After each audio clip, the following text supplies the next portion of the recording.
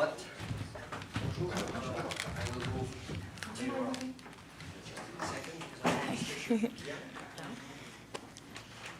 All right, we will go ahead and get started. Bianca, welcome back to Montreal.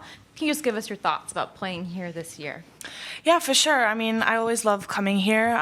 It's basically one of my homes. I've trained here for many years of my young life. So I'm very looking forward to it. Very Absolutely. happy. All right, so if we could just do English questions today. Let's start with our first English question, please. Don't be mad. I'm trying to practice my French, but Courtney. I will get there. I'll take English. Okay, Yeah. good. Welcome, Bianca. Just in terms of just your preparation, your mindset going into this tournament, it seems like the level is there. It's just a few points here and there that seem to decide some of these things. So, how do you see where your game is right now as you enter your favorite part of the season? Yeah, for sure. I think I had a great match in Washington. Like you said, just little tweaking here and there, but I think that's always going to be the story of my life. But I do strive to, just give my best every time I step on the court, and that's the goal. And if I can do that here, that's all that matters to me. Obviously, I would love to win the tournament, but I'm going to take it step by step. Next English question, please. Yes, up front. You just get the mic. Thank you. Hello, Bianca. I asked earlier Leila and Caroline about the rankings and the pressure of going through the rankings, going up the first time, getting there to a certain level, and then you get bad breaks and then you go back down. Can you describe how it is to have to get through the rankings and then stay up, the pressure that comes with that? Can you describe that? Yeah, for sure. It's definitely not an easy thing. Tennis is very interesting in that way. You can have a great 5 months and then the next 5 can be absolutely crap. And then, you can have a great year and then lose all your points the next. So tennis is really about consistency, and I know I talk about that a lot, but it's not easy. It's definitely a roller coaster, but that's also the beauty in it. And I definitely don't like seeing 44, I think I am right now, beside my name. So I'm really hoping to, step that up, and hopefully by the end of the year I can crack the top 20 again. Is that important, that number, the ranking? Is that something that really you look at, or you just concentrate about your game? I don't necessarily focus on it, but if you draw someone like Iga the first round, then that can be a little tricky. So it's nice to have to be seeded in tournaments because, yeah, you definitely don't want to have a round like that the first time. Next question in the back. Bianca, I know you're a fan of tennis. A lot of good storylines coming into this event. A lot of good things have been happening on the tour this year. Is there anything that sort of stands out to you? Like, do you look at this Svitolina coming back, Caroline coming back? Is there anything that stands out to you where you sort of go, hey, that's pretty cool? Yeah, I mean, you brought it up. Alina's comeback has been incredible. Yeah, she's only been back for 3 months and she's already accomplished so much. I don't know her ranking right now, but yeah, she's doing amazing. And what she's also doing for Ukraine is very incredible. And yeah, Caroline, that's incredible because there's been so many women coming back after, giving birth, and I think that's an incredible thing that we can do. Next question, Courtney.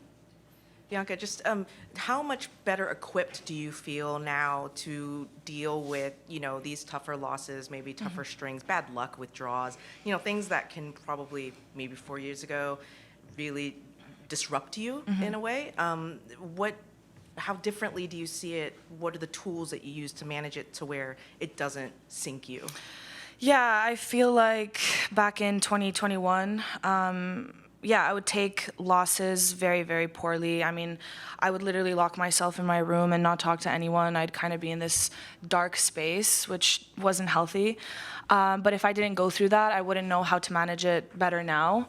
Now I'm able to, go out to dinner and have a laugh with my team and obviously talk about the match with my coach before and all that, just to settle everything. And then, yeah, just enjoy my day like nothing happened. Sometimes that's very hard, but that's the beauty of tennis as well, because you have next week, you have another opportunity. So yeah, I definitely feel like I can handle those losses better, for sure. Yes, question over here. Well, If I may pursue, how do you do it, though? How can you go with your day and then go out with dinner? What do you say to yourself? That Yeah, at the end of the day, yes, I'm a tennis player, but I'm also a human being. I talk about that a lot. I don't want to identify myself too much with the sport in a way. And my team really helps me out with that because I can definitely get into my head a lot. But yeah, I mean, if I step on the court, I give my all. That's all that matters. I can't be too hard on myself if I can do that. Obviously, there's times where, I feel like I could push myself a bit more. But yeah, I don't want to take things too much to heart because I just remember how I felt in 2021, and it wasn't healthy. And I work a lot on the mental side of things to kind of get into that mindset. But my team has been a huge rock in that. Next question up front here. Hi. Well, it looks to me that you're very much in a phase where you trust the process, you are trusting the work that you do day in and day out with your team. At what point do you start saying, well, maybe there are some things that I can wiggle here and wiggle there because I think that could be better? At what point do you just say, okay, I'm confident in what we're doing, we're just going to keep going until the end of the year or the end of whatever period and see what happens? Mm-hmm. Or you start saying, well, maybe we should do something different here or something different there? Very good question. I think it's all about communication, constant communication between the team. And I feel that my team now and we really have that. And I think we've not perfected it, but we're very open with each other. And, if something bothers me, I tell them. If something bothers them, they tell me. But I never really know exactly what I want until I try it. So we've tried many, many things. And we're in a phase where we're also trying something new. And I think it's working. I don't want to give out the secret, but it's definitely working. So I think it's all about the communication. All right, a few more up here and then here. Bianca, you had a few issues with your body, injuries and everything. Could you say that you're injury-free now and you're going through a period without injury, and that's very comforting? I would love to say that, but it's difficult. As a tennis player, I feel like, well, yes, I am injury-free. I'm going to put that out there. But, every day we're dealing with little things. Like last week, I had an ingrown toenail situation that, finally went away. But, I couldn't practice for 2 days because of something little like that. So we're always dealing with little things, but nothing serious. God bless. Question up here. Knock on wood. I'm just Hope curious. that's I know tennis players live in the present moment, and you said that on Friday. I'm just curious if you look back to 2019 sometimes.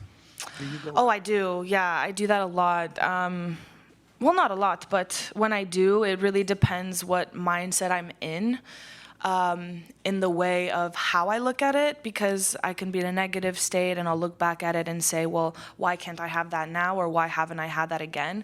But I'll look back at it and think in a positive way and say, oh, well, yeah, I am a Grand Slam champion. I have to remember that. Let's say if I'm feeling, insecure about certain things, it's nice to go back to saying that. But that's when I'm in a positive mindset. It really depends. Last question, Courtney. Bianca, obviously there's a lot of young players, and you're included in that group of like the sub-25 players who are kind of dictating things at the top of the game. And then there's also obviously these veterans like Venus and Caroline, and even, look at Svitolina Azarenka playing still well later. How much does it help to know that like the end of a career isn't as soon as it maybe we used to think that it was, like you're young and you're going through ups and downs, things like that, but like there could be 10 more seasons ahead of you, 15 more seasons if you wanted them.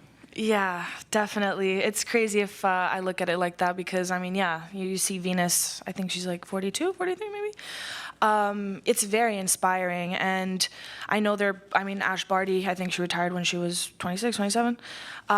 So, it really depends, obviously. I want to take it day by day, but knowing that it's possible to play until you're 43, or even if you're confident at finishing at 26, it's nice to have that, I guess, example to do so. So, yeah, don't want to think too far ahead of myself, but you never know. Hopefully I can have 10 more seasons. We'll see. All right, we'll leave it there. Thank you, everyone. Thank you.